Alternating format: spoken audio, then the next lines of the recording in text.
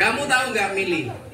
Proses menjadi batu dan proses menjadi emas itu lebih susah mana?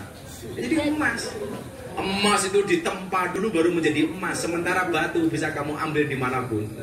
Jadi cewek-cewek jalan tuh kamu ibaratkan seperti batu, tapi cewek solehah itu seperti emas. Jadi untuk menjadi emas kudu diajar dhisik, bro. Diajar dhisik. Tapi untuk menjadi batu di pinggir jalan oke. Ya makanya kemudian cewek jalan di pinggir jalan banyak. Kalau saya di Jakarta di Hayam Muruk, wah kiwatangan kafe sini susu. Tapi cewek-cewek yang bagus, ya tentunya pasti dengan penuh tempaan baru dia bisa menjadi emas yang bagus. Maka kenapa kemudian cewek yang baik itu kadang-kadang malah sering ditinggalkan dan lain sebagainya. Santai saja. Kalau kamu ditinggalkan cowok, sementara kamu cewek baik-baik, itu artinya cowok itu tidak pantas mendapatkan kamu. Wow, jangan dibalik. Sekarang cewek itu lucu, ditinggal sama cowok. Emangnya aku nggak pantas di mata kamu? Kebalik, kamu yang tidak pantas untuk aku. Emangnya lu siapa? Gitu. Jangan galau gara-gara cowok. Pesokan do. Ingat ya cowok, hargailah cewek berapapun harganya, oke?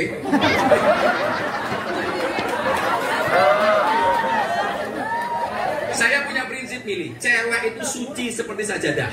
Kenapa? Karena di atasnya laki-laki bisa beribadah. Oke banget, Oke banget, Tiga seminggu kan? Jadi saya itu ada kontrak dengan iNews TV setiap Jumat jam 8 malam. Nama obrolannya ngobrol bareng Gus Miftah. Itu kelebihan talkshow kita itu, kita talkshow mendatangkan tamu, bintang tamu. Kayak besok tanggal 26 itu lucu, bintang tamu saya masih di Corbuzier. Jadi dulu dia ngundang saya di acara dia, kopi susu. Jadi kopi susu dari kopi. Hitam putih. Apa? Hitam putih. Kopi kan hitam, susu putih, goblok. Dan kopi susu itu minuman yang paling membingungkan sedunia. Ya, kopi ini ngajak melek, susu ini ngajak turu. Apa tuh? Mas kopi susu telu, Mas.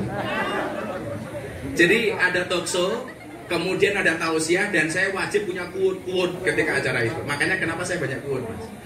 Terutama quote pendosa dan quote jomblo, ini saya banyak banget. Jadi ketika seorang cewek itu dilecehkan oleh laki-laki, ya bener, laki-laki itu memang tidak layak menjadi imam kamu. Ingat, laki-laki itu adalah imam, perempuan itu adalah makmum. Makmum yang baik yang patuh dengan imam, dan imam yang baik yang diikuti oleh banyak makmum. Yora matamu. Jadi punya prinsip loh. Ada orang mengatakan di balik laki-laki hebat ada istri yang luar biasa, ada istri yang hebat. Kalau saya tidak. Di balik laki-laki yang sukses akan ada banyak mantan yang menyesali. Wah, aku nggak jadi sama Gus Miftah ya. Kamu dulu kemana? Tinggal, bro. Jadi mindsetnya kamu balik.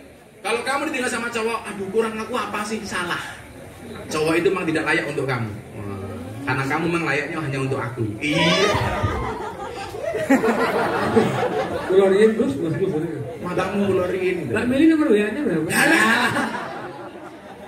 Oke, terima kasih Mbak Mili ya. Semoga Mbak Mili menemukan mindsetnya dibalik dong. teman yang baik. Tuh. Cik. Ya.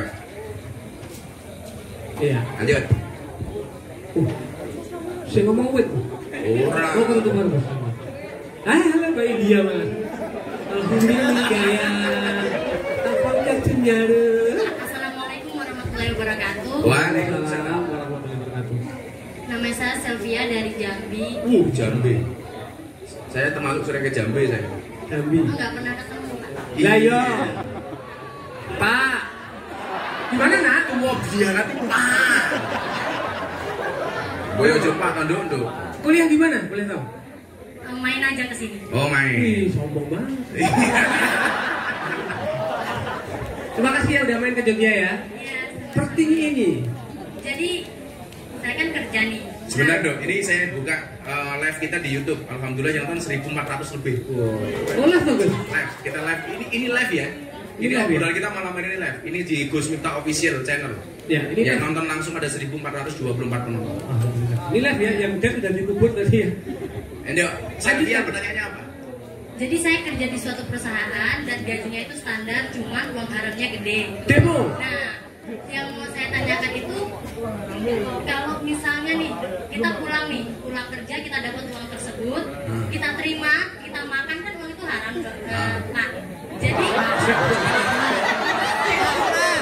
Perintah Bu, perintah Bu.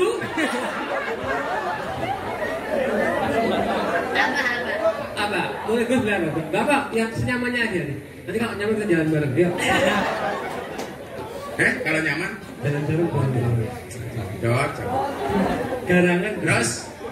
Nah, terus kalau kita nggak terima, kita butuh. Kita nggak terima, kita butuh. Kalau kita terima, kita dapat dosa. Jadi harus gimana? Ya. Makasih. Sama-sama. Saya selfie. Saya.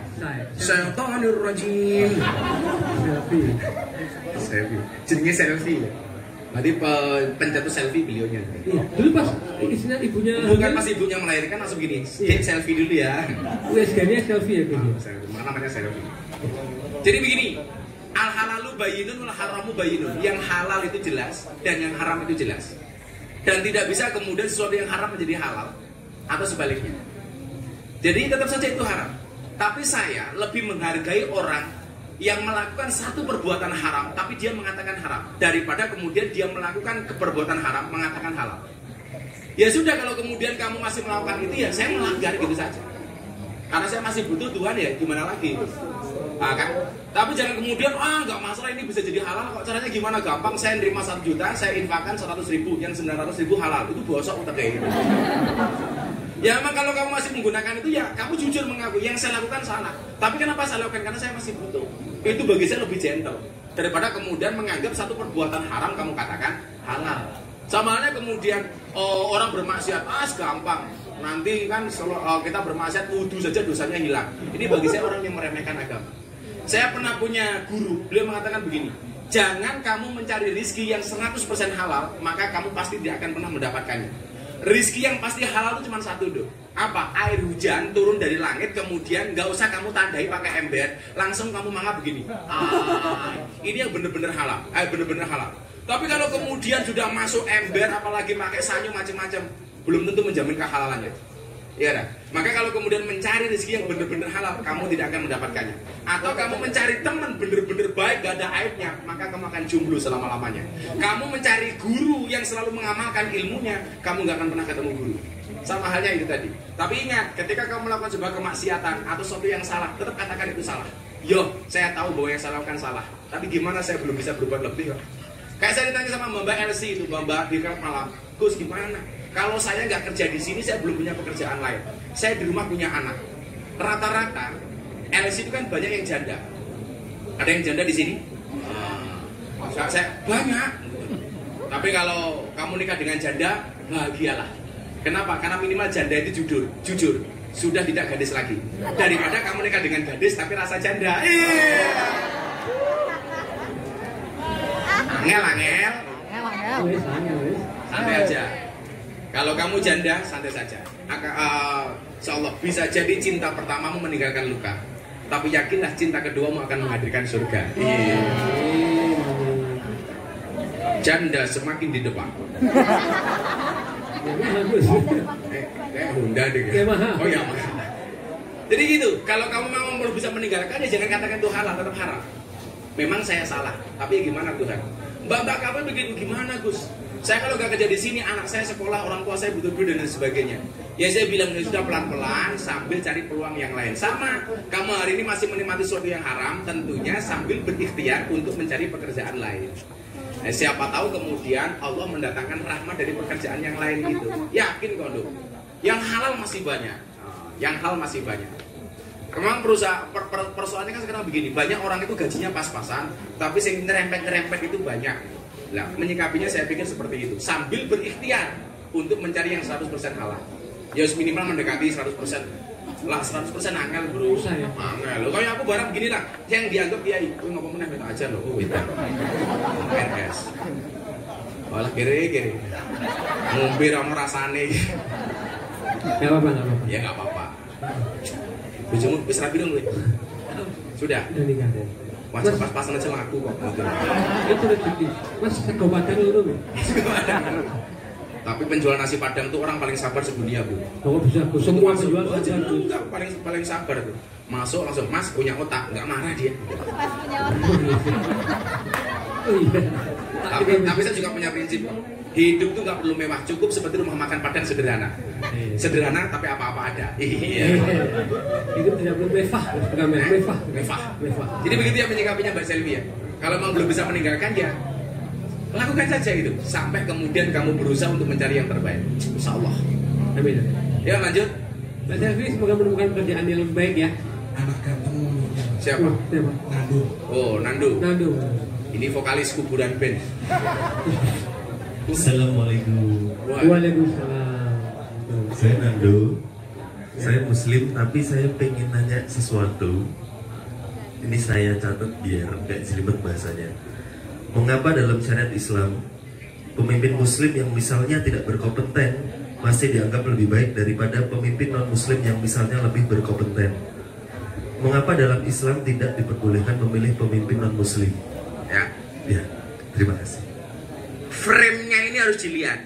Ini sudut pandangnya itu dari mana? Kalau sudut demokrasi,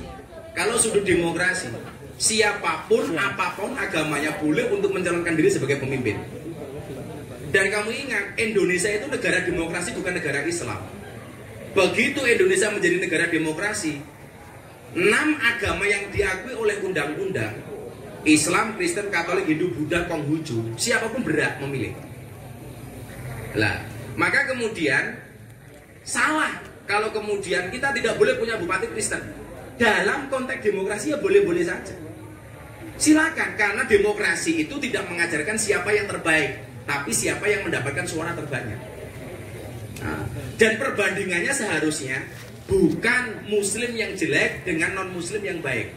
Kalau seperti itu perbandingannya, non-Muslim yang jelek dengan Muslim yang baik. Jadi apple to apple-nya itu jangan kemudian seperti itu salah.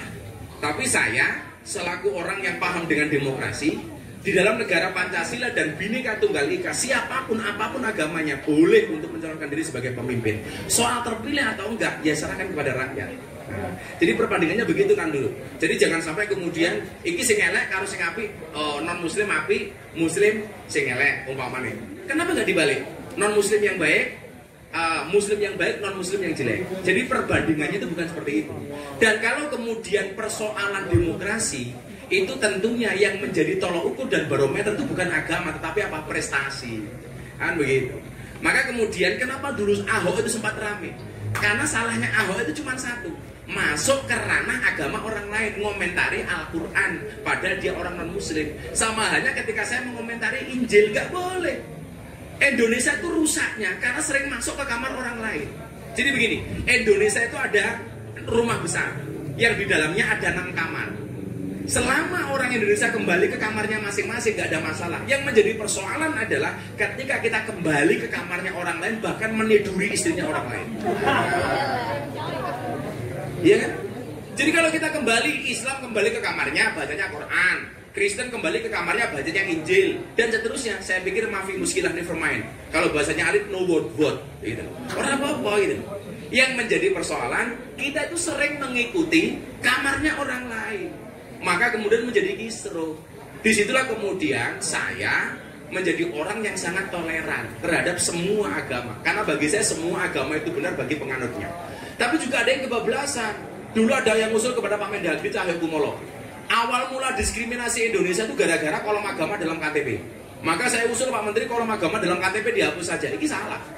Di dunia itu negara yang boleh tidak mencantumkan kolom agama cuma satu. Mana? Italia.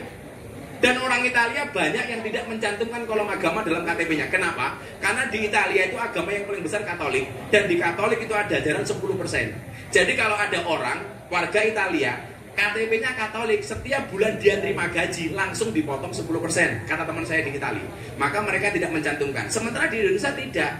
Maka kalau kolom agama dalam KTP dihapus, aku nggak setuju. Ini kebanggaan itu. Anda yang Kristen, nama Saverius, agama Kristen, banggalah dengan KTP-mu. Kan keren tuh. Anda orang Buddha, namanya Made siapa? Hindu, silahkan boleh. Kamu Islam, KTP, nama alit agama Islam, banggalah dengan KTP-mu. Maka yang beragama Islam saya doakan masuk surga. KTP-nya. Jadi kalau kolom agama dalam KTP dihapus saya nggak setuju. Tapi kalau yang dihapus kolom kawin atau belum kawin saya setuju. Jadi kalau pemimpin seharusnya tolak ukurnya dalam kacamata demokrasi loh ya. Nanti pasti ada orang-orang akan marah, oh Miftah bosok. Ini demokrasi, tolak ukurnya itu adalah prestasi. Dan yang menang bukan yang terbaik, tapi yang terbanyak. Maka mbok bosok kaya ngopo tetap bisa jadi anggota DPR selama yang milih bagus. Tapi insya Allah walaupun anggota DPR itu bosok macam-macam, dia tetap masuk surga. Begitu masuk surga, Kiai protes sama malaikat. Malaikat itu ada DPR bosok, kenapa dia masuk surga? Malaikat jawab, yang tenang Pak Kiai, DPR bosok itu masuk surga hanya kunjungan kerja. Jadi rasuwe, belum balik meneh. Jadi gitu nanti ya. Jadi tolak ukurnya itu prestasi. Kalau kemudian negara Islam ya tolak ukurnya adalah agama. Indonesia negara Islam atau negara demokrasi? Demokrasi. Udah berapa pertanyaan, Nis? 7. 3 lagi. Nggak ada. Segini nih, Pak. Mana? Biar di... Ini mbaknya di tengah ini. Oh, mbak kok mas tapi om. Sini. Ya, ada mas. Ada mic nggak? Kalau nggak ada mic, WhatsApp aja mas. Enggak WhatsApp. Ini. Yang mic-nya Nis. Ini Nis depan. Agung. Mic. Kalau nggak kuat tampilkan tangan mas. Boleh berdiri dulu mas? Iya, oke. Sarungi. Santri ini ya. Santri. Assalamualaikum Gus. Loh, kamu saya udah sana sini kan. Mbak, banyak dulu. Ayo dulu, Ladies first. Oh itu langsung udah gitu mereka. Silakan Mbak. Assalamualaikum Gus, perkenalkan saya Isna, saya dari Ngawi. Mohon maaf, saya mau menanyakan terkait bagaimana sih untuk melihat laki-laki itu baik atau tidak untuk kita saat laki-laki tersebut bernama perempuan. Iya. Kamu masih jomblo ya Dok ya? Mbak Isna jomblo.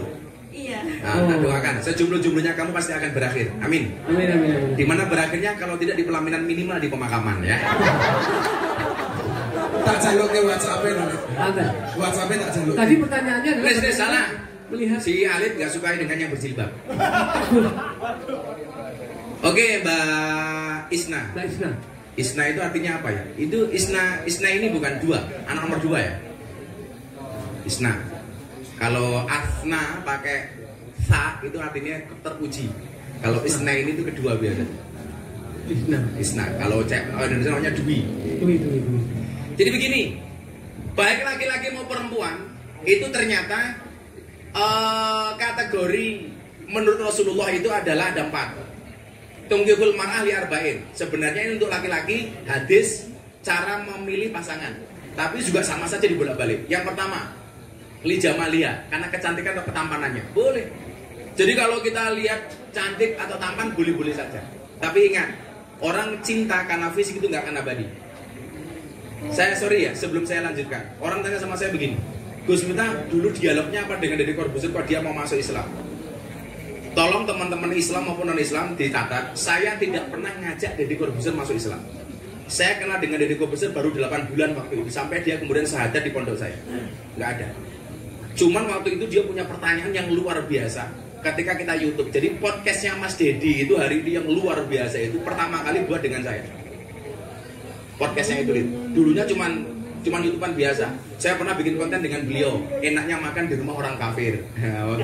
Itu bahasanya dari beliau. Jadi salah satunya ini jawaban saya soal cinta tadi itu tuh. Deddy kan tanya sama saya begini, Gus, kenapa sih Al-Quran itu isinya banyak yang nggak nalar katanya, nggak rasional. Contohnya apa bro? Nabi Muhammad Mi'raj sampai langit ke-7 itu kan mustahil. This is mission impossible. Kenapa? Waktu semalam Mekah Palestina kok sampai langit? Bullshit dia bilang. 1. Nomor 2, Nabi Musa membelah lautan. Omong kosong dia bilang. Terus apa lagi? Nabi Isa menghidupkan orang mati. Dia bilang. Kalau Nabi Isa berjalan di atas air, saya juga bisa. Itu magic katanya. Dan saya pernah ngetes Deddy Corbuzier berjalan di atas air bisa pakai trik. Saya nggak tahu triknya bagaimana. Karena bagi saya dia itu memang orang yang smart. Gelarnya dia S3 bro, PhD. S3. Nah, kalau saya alhamdulillah S1 ijazah nggak tak ambil. Aku sih bro kuliah 4 tahun gelarnya SAG. Sarjana nggak gimana gitu. Tapi alhamdulillah sekarang ada 3 perguruan tinggi yang tertarik dengan kajian saya di klub malam dan di lokalisasi. Saya mau diberi gelar Doktor Honoris Causa. 2 perguruan tinggi di Indonesia dan 1 perguruan tinggi di Jepang. Jadi mau menganugerahkan ke saya Doktor Honoris Causa. Jadi Doktor Honoris Causa, Doktor Honore Kaos. Waktu itu dia tanya, kenapa ajaran agama itu tidak rasional? Saya jawab, bro, sebelum saya jawab, saya bilang, sekarang saya mau tanya sama kamu, cinta itu yang benar dari mata turun ke hati atau dari hati naik ke mata? Dedi bilang dengan PD-nya, ini anak kecil juga tahu apa, cinta itu dari mata turun ke hati. Saya bilang, this is the big problem. Loh, kenapa salah? Kalau cinta itu dari mata turun ke hati, selamanya kamu tidak akan pernah cinta dengan Tuhan. Kenapa? Karena matamu tidak pernah lihat Tuhan. Saya bilang, kalau cinta itu dari mata turun ke hati, kamu tidak akan pernah cinta dengan Nabi. Kenapa? Karena matamu tidak pernah melihat Nabi. Benar kan? Dia masih kurang paham lagi. Saya bilang, kalau cinta itu dari mata turun ke hati, berarti orang buta itu tidak akan pernah merasakan indahnya cinta. Kenapa? Karena orang buta tidak pernah melihat pasangannya. Tapi nyatanya orang buta tidak pernah melihat pasangannya. Rabi, meteng bro, hamil. Ya, ngetenggone gitu loh. GPS ya. Sherlock bro, Sherlock. Tahu tempatnya gitu. Pos di pondasi lor. Jamaah saya itu banyak yang buta. Dia matanya tidak bisa melihat, nikah anaknya 5 coba. Iya aja. Dan saya tanya sama dia, bro, kok kamu sampai punya anak 5? Iya bah, manggil saya abah. Orang buta kayak saya bah, itu rahasia seksnya 2 jam 3 menit. Saya kaget, wow kok bisa iya 2 jam nyari tempatnya 3 menit mainnya.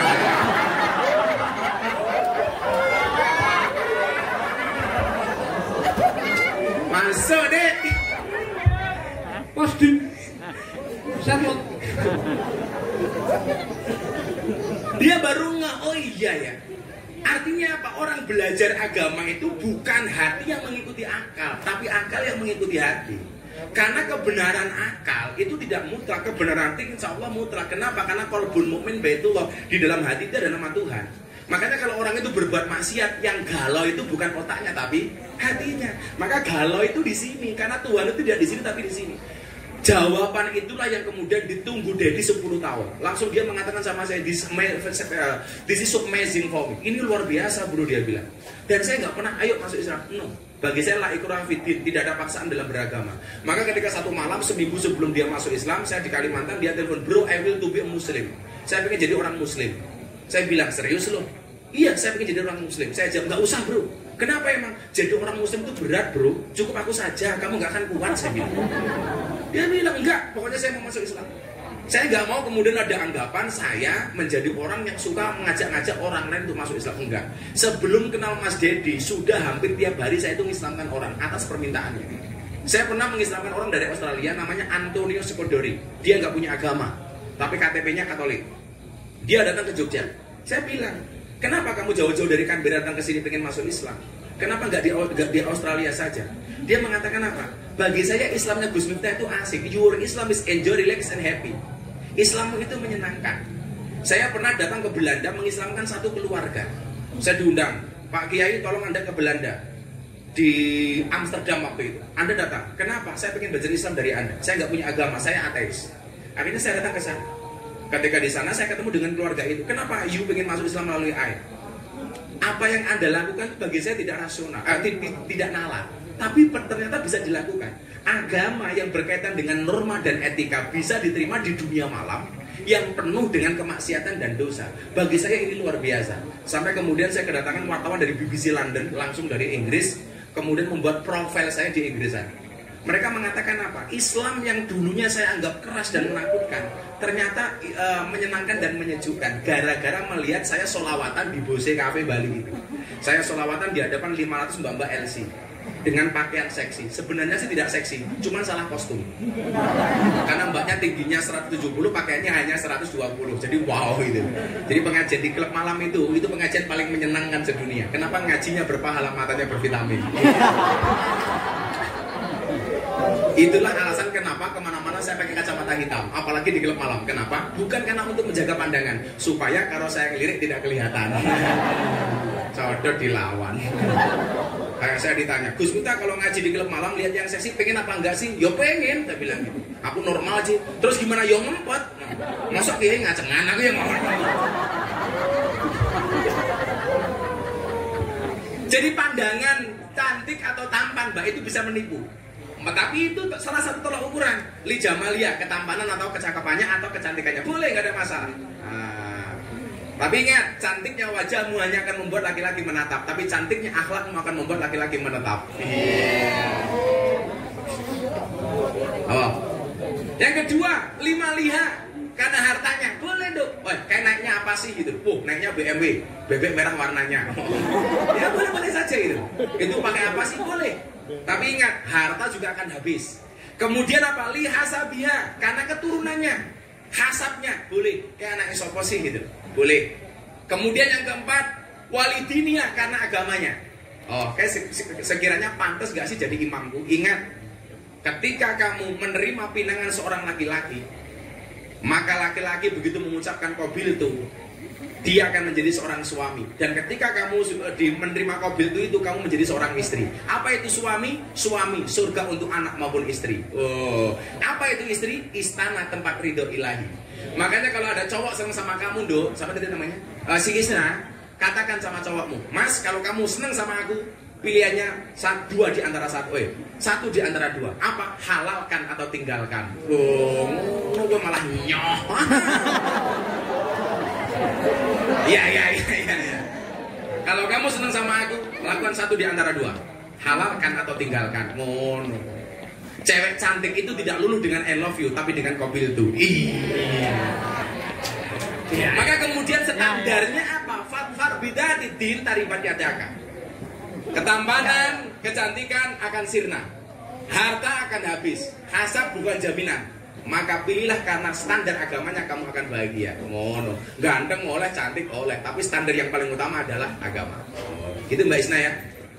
Oke, satu lagi. Gus, ini ada yang nonton di YouTube itu dari Taiwan, dari Malaysia, dari Korea juga ya. Sarang Desing. Sarang Desing kilo Gus. Sarang Hiu. Ini yang pantas yang nonton di YouTube nambah 1.800. Ya, itu dari luar negeri, ada Belanda, ada dari. Saya kalau di Hong Kong dipanggil Presiden para Kungyan. Kamu tahu Kungyan itu apa? Asen rumah tangga. Kongyan. Bukan saya biasa kok bahasa Taiwan, Leng Taiwong gitu kan. Bukan. Ya, terakhir. Oh, ini tadi Mas ini belum. Ini. Pastinya pas-pasan. Ini yang dari Korea, Gus mau salam buat Kapten Ri, mungkin mau mualaf Kapten Ri. Namanya siapa, Mas? Assalamualaikum warahmatullahi wabarakatuh. Nama saya Ainor. Siapa? Ainor, Mas. Gus. Tahukah Gus, saya dari Madura, pengen Madura. Kamu tahu nggak dulu kenapa jembatan Suramadu itu susah jadinya? Ya itu tadi, kan rata-rata orang Madura itu penjual besi tua. Jadi nggak jadi dicolongi terus. Bukan sate. Oh, bukan sate ya. Madura tuh nggak ada taman kanak-kanak ya? Ada. Mantaman kanak. Awas ini guys. Saya itu sangat apresiasi terhadap kawan saya Madura. Yang jelas Madura itu kalau daftar polisi jarang keterima. Karena nggak bisa berhitung, bro. Kalau Jogja berhitung 1, 2, 3, Madura berhitung tuh 1. Jos pokoknya Madura ya. Ya apa ya? Ayo, Jom. Bismillahirrahmanirrahim. Saya awali dengan pernyataan silahkan masuk masjid asal jangan lupa bawa otak. Ini perkataannya universal. Siapapun boleh masuk masjid. Ini secara ini ya kata-kata. Cuma bawa otak. Jadi kalau misalkan kita telanjang masuk masjid, kalau misalkan dalam keadaan telanjang dan kita tidak bawa otak, lalu apakah benar itu termasuk manusia sejati? Artinya apa? Kita masuk masjid kalau tanpa membawa otak dan dalam keadaan telanjang itu seakan-akan rancu. Artinya bukan manusia lah gitu. Jadi silahkan para siapapun yang masuk dalam keadaan telanjang ke masjid itu silahkan, cuma jangan lupa bawa otak. Intinya gitu. Terus pertanyaanmu apa? Pertanyaannya, ini belajar kesetiaan, belajar kesetiaan. Jadi gini, kita kemanapun aman-aman baik karena ada aib yang ditutupi oleh Tuhan.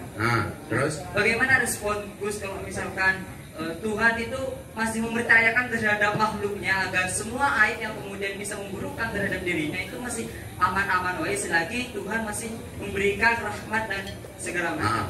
Jadi gimana? Soalnya kan saya nggak ada respon saya. Jadi seakan-akan nanti tidak akan ada seorang kiai jika semisal Tuhan membuka seluruh aib yang kemudian seluruh manusia dibuka aibnya, Bos. Ya, jadi, dari awal sampai akhir ini pertanyaannya paling membuat saya bingung ya ini. Terima kasih, Gus. Ya, terima kasih Ainur. Tunggu Mas Ainur. Bisa nyanyi nggak? Cecacola. Cecacola. Iya. Mantap ini. Jadi kan juga. Jadi kalau saya ngaji di Madura, pasti saya bilang dasar patek celeng. Gitu. Asu ireng.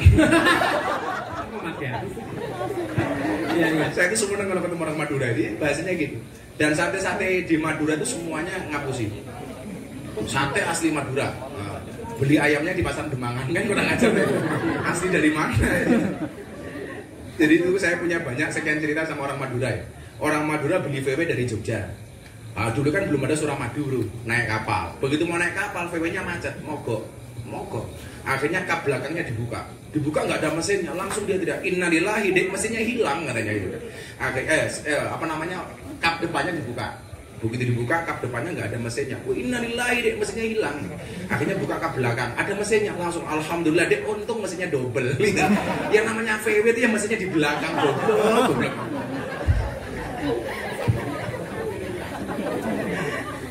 Tapi ya Madura itu dengan segala karakteristik memang luar biasa. Ya, makanya kalau di Jogja banyak orang Madura, saya juga senang karena banyak Cak Sakir pasti.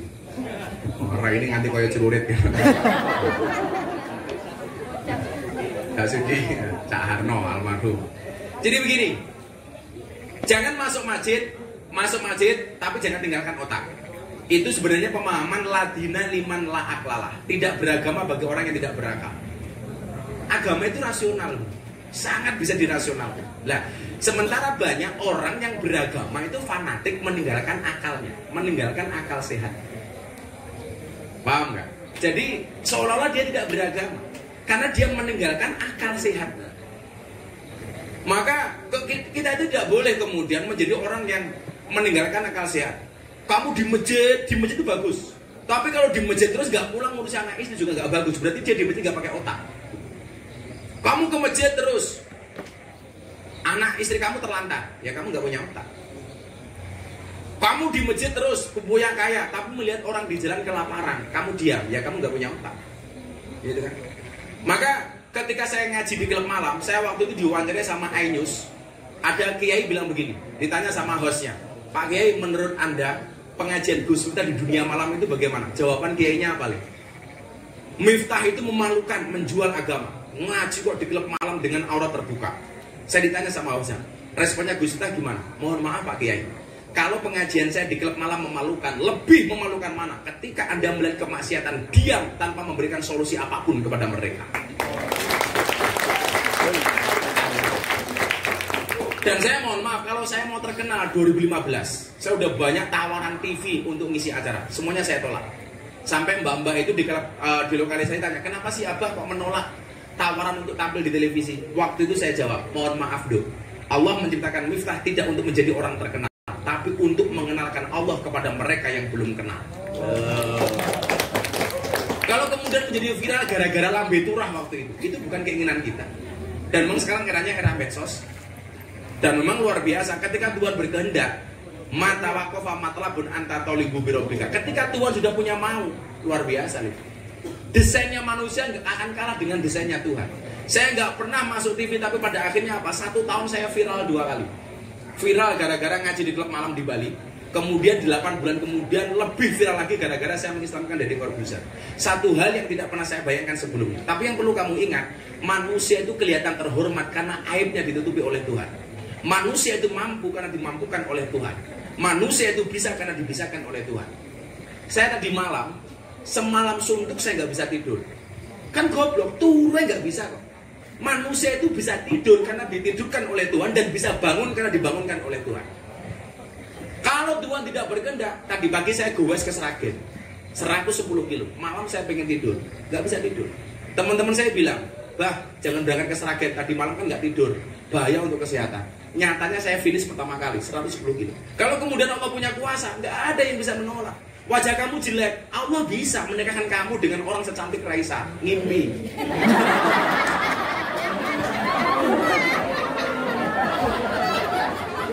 Kalau Allah punya kuasa, nggak ada yang mungkin bro itu. Jadi manusia itu kelihatan baik karena aibnya ditutupi oleh Tuhan. Manusia itu mampu karena dimampukan oleh Tuhan. Nguyuh itu gampang, kencing itu gampang. Tetapi ketika Allah tidak berkehendak, nggak bisa.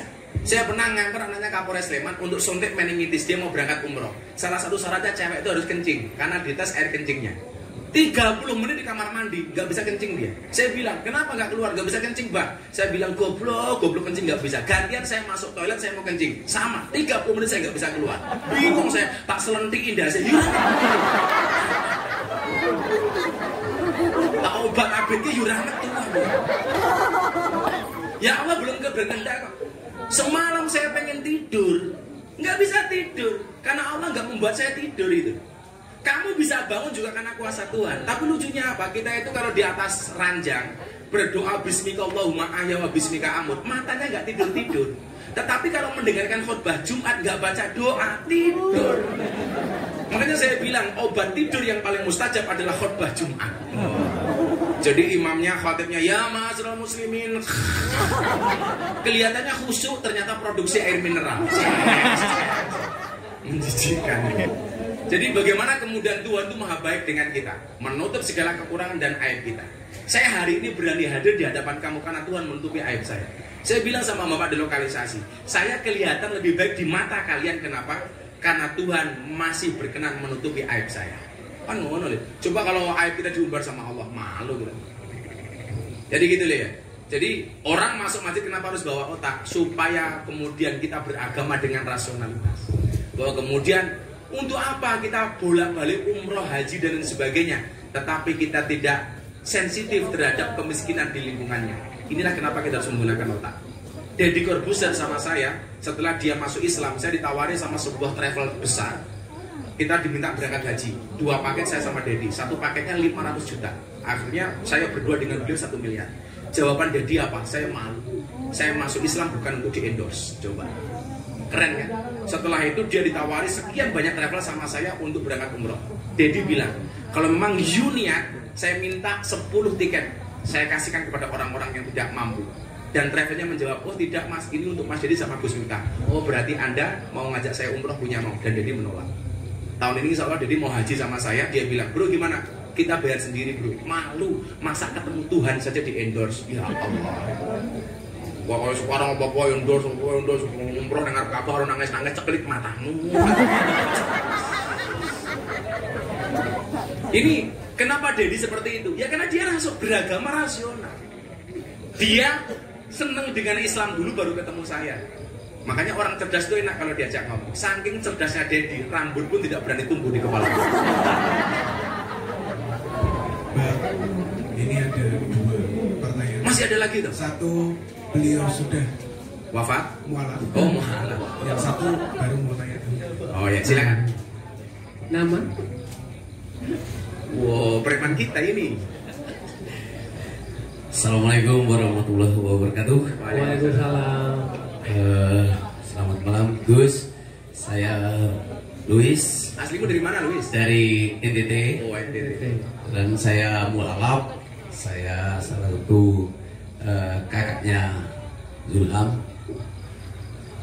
Jadi jadi gini, Zulham ini dulu mantan preman besar di Jogja. Siap. Klub malam semuanya ditinggalkan, sekarang ngaji. Kan keren. Tatonya banyak. Tinggal kakaknya aja yang Tinggal belum. kakaknya yang belum. Siap. Tapi ya saya kemarin tanya di kafe bro. Siap. Gus gimana? Saya mau nanti dulu cerita. Saya mau nyetain Zulham itu. Inilah kenapa kemudian kita tidak bisa ngejudge itu orang jelek. Beliau dulu klub malam semuanya ngasih setoran sama beliaunya. Ditinggal semua. Kalau kemudian Tuhan berkehendak, orang seperti dia bisa berubah. Masuk penjara udah berapa kali. Makanya saya itu heran, kalau ada orang bertato adzan di masjid saya, netizen itu cangkemnya ya Allah, maha benar netizen dengan jelas cangkemannya. Itu orang bertato kenapa adzan? Emang ini orang bertato gak boleh adzan? Gimana tobatnya orang bertato? Gampang, jangan nambah tato, selesai. Tobatnya orang tato itu jangan nambah tato, itu saja itu. Tapi mbak-mbak yang mau bertato saya ingatkan, ingat dong, kamu tidak akan seksi selamanya, kamu tidak akan muda selamanya. Sekarang kamu seksi kayak LC itu, di atas susunya Lim, dikasih tato apa? Cecak. 10 tahun kemudian dia hamil, badannya gendut boyo. Tatonya berkembang loh. Gak berkembang. Pakai tepung beras rosben gitu ya. Ya Luis, benar Luis. Saya mau tanya Gus. Ya. Kebetulan saya di dunia malam. Saya bekerja di dunia malam. untuk mungkin di wilayah DIY khususnya di dunia malam tidak ada yang tidak kenal sama Luis namanya. Tapi untuk di keluarga justice bahwa yang namanya kamu kerja di dunia malam itu adalah uang hasil yang saya dapat di dunia malam itu dianggap sama keluarga saya bahwa itu uang haram. Kira-kira bagaimana menurut Luis? Terima kasih. Berdosa. Mas Luis ini dulu di dunia malam di mana aja? Pak belum pernah ketemu? Semua dunia malam yang ada di DIY. Di warnet? Boleh. Kalau warnet bukan. Oh ya, karena ketemu bos saya kan di warnet. Malah Bang Luis. Kalau untuk di DIY saya siap. Jalan Luis. Terima kasih Luis. Satu leteng. Saya punya sekian ribu orang seperti Luis ini. Ini bahasa di sini Anda lihat. Presiden para pendosa. Ini bahasa teman-teman saya di Gang Doli, Surabaya. Jadi Gang Doli itu kalau saya datang ke sana dulu, langsung mereka panggilannya selamat datang Gus Miftah Presiden para pendosa. Dan beliau mereka sangat nyaman itu. Saya masuk ke gang mereka itu, saya dikawal sama teman-teman yang preman-preman di sana. Ada yang gendut, Luis. Perutnya saya buka tato beduk. Jadi tatonya beduk. Saya tanya, ini tato apa bro? Beduk. Pukulnya di mana? Bawahnya.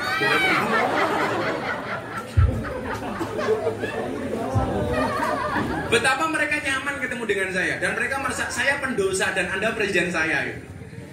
Ya hampir sama dengan pertanyaan Mbak, siapa tadi itu? Mbak Selfie yang soal masalah uang. Saya sekian banyak teman-teman kafe itu mengatakan begini, tapi ya gimana Gus, uang kami kan nggak berkah. Bukti nggak berkahnya apa Mbak? Uang setan dimakan iblis katanya. Saya bilang nggak ada istilah uang setan dimakan iblis. Yang ada itu adalah yang pegang uang itulah yang kayak setan, yang kayak iblis. Kenapa uangnya cepat habis? Karena memang carinya gampang, akhirnya buangnya gampang. Itu loh. Karena dapatnya itu dia dengan santainya dapat, maka buangnya juga santai gitu. Yang terjadi seperti itu. Maka kadang-kadang yang salah itu adalah di manajemen keuangan mereka. Saya itu selalu mengingatkan mereka ya, Mbak hati-hati loh. Niat, ingat dengan niat awal kamu. Kamu dulu berangkat di sini niatnya apa? Ada anak-anak LC itu yang berangkat ke klub malam karena kuliahnya putus.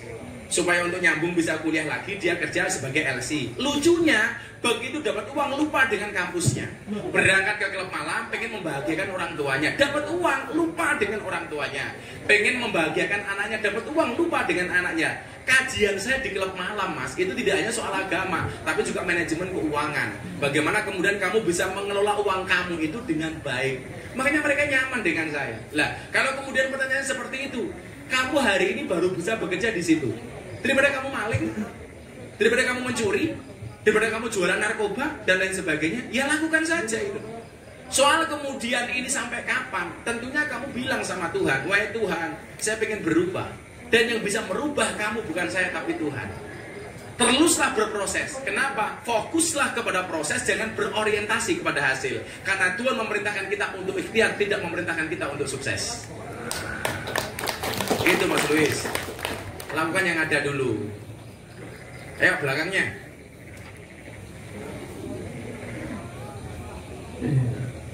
Assalamualaikum warahmatullahi wabarakatuh. Waalaikumsalam. Selamat malam Abah. Ya, suaranya empuk ya. Adem. Mau nggak disapa Mbak? Hei, siapa hei? Nggak disapa? Mas Ali. Hei.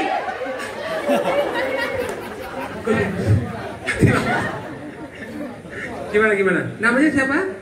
Nama saya Leni. Leni, saya Leni. Lena Leni. Budeng. Leni dari mana Leni? Dari Kalimantan Barat. Kalbar. Seperti ini. Pertanyaannya, Seperti ini. Leni ya. Ya, biar unyu ya. Alamat Lampung ya. Yo, kalian berdua itu beda beda keyakinan. Kamu yakin dengan dia yakin dengan aku. Gimana Leni? jadi saya ingin bertanya untuk seorang mualaf, bagaimana cara memilih guru yang dapat membantu kita dalam pendalaman iman yang benar. Dan kalau misalnya kita sudah menentukan, maksudnya sudah mendapatkan guru, bagaimana kita tahu kalau guru kita itu benar? Terima kasih. Ya, lainnya agamanya apa? Katolik. Oh, Katolik. Oke. Dalam beragama itu ada bahasa begini, al ilmu bila syaihin fasaihu syaiton. Ilmu tanpa guru, gurunya setan. Dan salah milih guru, gurunya banyak setan. Makanya kalau mau berguru, ketemu langsung, dengan hanya dengar dari radio. Sekarang tuh lucu, beragama, belajar agama hanya mendengarkan dari radio. Padahal radio itu ada suara tanpa wujud. Nah, sing ono suaranya tanpa wujud berarti entor. Makanya kalau kamu belajar agama dari radio, jangan-jangan gurumu entor. Entor itu sifatnya satu. Sing entor sopo, sing mambu sopo. Dan entor itu pasti bikin fitnah. Ya karena sing entor sopo, sing bikin sopo. Makanya kalau gurunya nggak jelas, biasanya agamanya itu penuh fitnah. Maka carilah guru yang benar. Maka saya pas podcast sama Mas Dedi sama Boy Rafli kepala BNPT, saya bilang orang yang salah pergaulan lebih gampang dinasihati daripada yang salah milih pengajian. Kenapa? Karena salah milih guru. Saya sarankan lah, dulu tuh Dedi kenapa pengen masuk Islam melalui saya, dari sekian banyak guru yang dia kenal. Jawabannya sederhana. Kan waktu itu saya bilang, udahlah lu masuk Islam di Istiqlal, gak usah sama saya. Enggak, harus sama kamu. Kamu cari guru lain? Enggak, harus sama kamu. Waktu itu saya tanya, kenapa? Gus Miftah dulu pernah bilang sama saya, besok wajah Islam saya seperti apa tergantung pintu masuknya. Kalau pintu masuk saya keras, maka Islam saya akan penuh dengan kekerasan. Kalau pintu masuk saya suka marah, maka Islam saya penuh dengan kemarahan. Kalau pintu masuknya lebay, akan penuh dengan kelebayan. Tapi kalau pintu masuknya ini Islam yang ramah, maka Islam saya akan menjadi Islam yang ramah dan menyenangkan.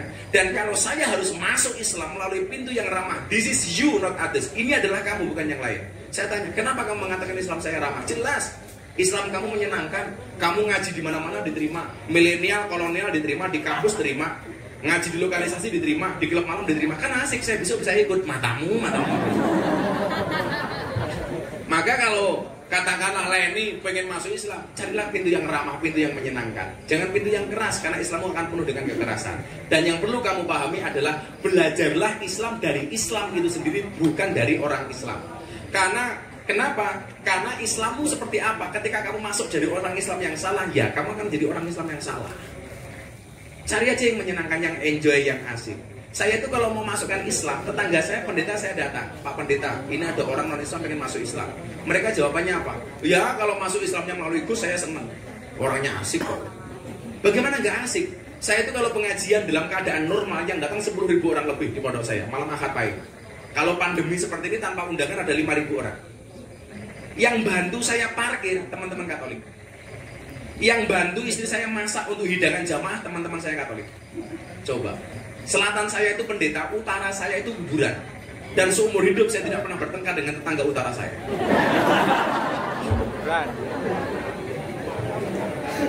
Karena bagi saya agama itu untuk diamalkan, tidak untuk diperdebatkan. Catat ya.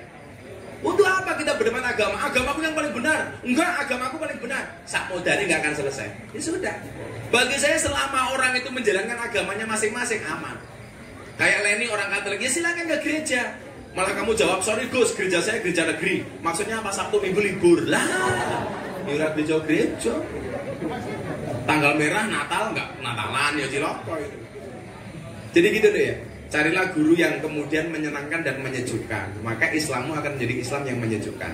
Kenapa kemudian saya mengambil pola seperti ini? Karena saya meyakini orang non-Islam tidak membaca Quranmu. Orang non-Islam tidak membaca hadismu, tetapi orang non-Islam membaca akhlak dan perilakumu.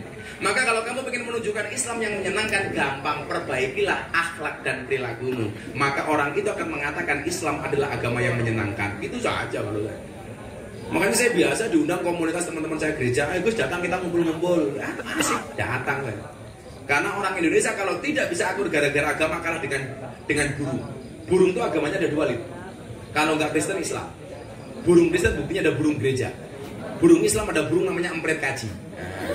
Empret kaji itu burung empret yang kepalanya putih. Nah, bahkan burung gereja sering tinggal di masjid. Nggak ada tulisan burung gereja dilarang masuk, itu nggak ada tulisan. Tapi kalau ikan agamanya pasti Katolik. Buktinya apa? Yang paling besar namanya paus.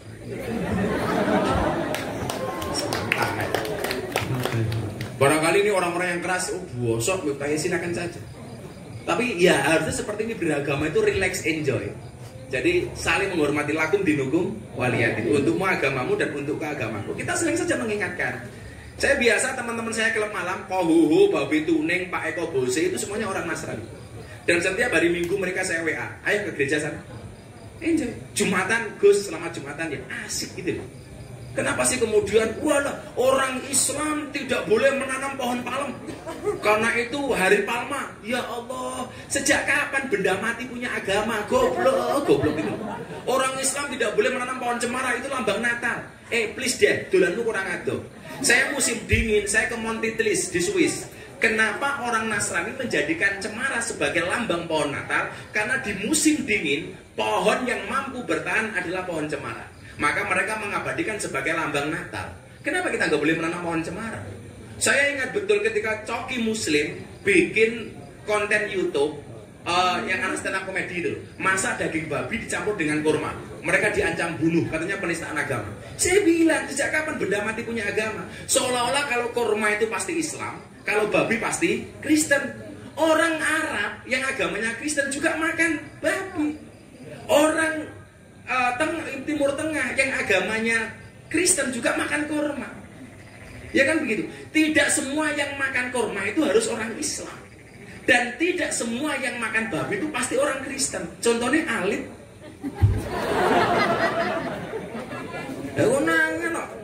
Mangannya babi. Cuman memang saya bilang, Coki Muslim, ketika saya podcast di rumahnya Dedi itu sama mereka, kesalahan kalian itu cuma satu. Gara-gara Coki Muslim bilang, kalau daging babi dimasak dengan kurma, bisa jadi cacing pitanya menjadi mu'alaf. Tapi bosok.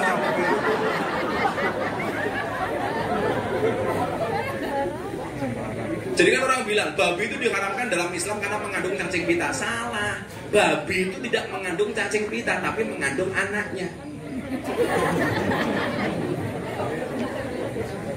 Babi aja haram, apalagi babi butalib. Jadi carilah komunitas yang menyenangkan. Makanya saya punya keinginan, teman-teman di Jogja lah minimal tempat saya. Saya itu malu kadang-kadang. Kalau saya ngaji di Jakarta, anak-anak muda seperti itu. Saya ngaji di Surabaya, anak-anak muda seperti itu. Ya seperti ini.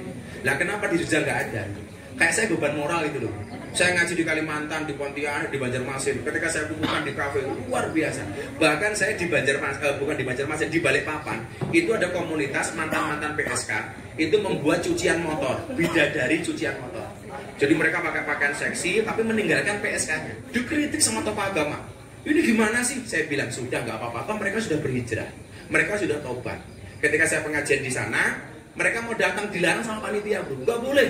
Itu kan anak-anak nakal pakaiannya seksi. Saya bilang, kalau mereka nggak boleh datang, saya nggak akan naik panggung. Kenapa sih kita sering mengambil wilayahnya Tuhan itu? Selalu saja menganggap orang itu salah. Akhirnya mereka datang di depan panggung dengan pakaian seksinya masing-masing. Gimana Gus, boleh? Boleh, silakan. Karena bagi saya yang bisa merubah itu mereka bukan kita, tapi Tuhan. Maka saya pengen di Jogja ini, ya, kita pengen lah kajian-kajian seperti ini. Gak usah pakai bahasa pengajian, gak usah pakai bahasa ngaji, ya orasi atau apalah, atau bahasanya ngobam, kobam. Kalau orang bertanya aku menjawab kayak bahasa anak-anak itu, atau bahasanya diskusi bareng Gus Miftah atau apa. Tapi saya pengen itu bahwa kemudian yang muda ini juga butuh agama. Gimana ya Mbak Leni ya? Jadi semua agama silakan hadir. Saya mau dipisui boleh, dasar Miftah bajingan. Enggak cuma bajingan, basuki, bajungan nasi kire. Tidak masalah. Ya, terakhir sudah selesai ya. Sudah cukup. Jauh begini banget ternyata. Cukup ya? Ya, tepuk tangan untuk kita semua teman-teman. Jadi yang pertama ya Gus ya. Semoga nanti bisa direguler sebulan sekali rencana Gus ya. Maka insya Allah saya punya impian besar seperti ini. Nanti ya bisa di Karne, bisa di tempat lain. Yang saya sangat tersinggung tadi di Bento itu kenapa sih kok dilarang? Demo seperti itu nggak dilarang kok. Orang kajian seperti ini kok dilarang? Atau barangkali RT ini perlu diamplopin, amplopin apa-apa gitu. Jadi saya terima kasih. Kebetulan ini kenapa di sini dicantumkan HK. HK ini Utama Makarya yang kebetulan ngasih CSR pondok saya untuk bangun di belakang. Jadi terima kasih untuk Utama Makarya. Jadi kalau kemudian impian saya pengen ngaji cepat seperti dibilang impian, cukup saya katakan. Kalau ada orang mengatakan impianmu terlalu besar, katakan kepada mereka, bukan impianku yang terlalu besar, tapi pikiran kalian yang terlalu kecil. Betul? Jadi yang di YouTube alhamdulillah ada 2.500 viewers, luar biasa. Terima kasih untuk malam hari ini. Ingat kawan-kawan, Saya selalu mengatakan, kenapa kaca mobil bagian depan jauh lebih besar daripada kaca spion? Jawabannya sederhana, karena masa depan kita jauh lebih besar daripada masa lalu kita. Terima kasih. Assalamualaikum warahmatullahi wabarakatuh. Insya Allah ketemu bulan depan di tempat yang lain dengan kajian serupa. Terima kasih. Terima kasih teman-teman, sekali lagi matur nuwun sudah bergabung di orasi obrolan lancar dan masalah hati. Semoga apa yang kita dapatkan hari ini bisa menjadikan manfaat untuk kedepannya nanti. Matur nuwun semuanya. One love.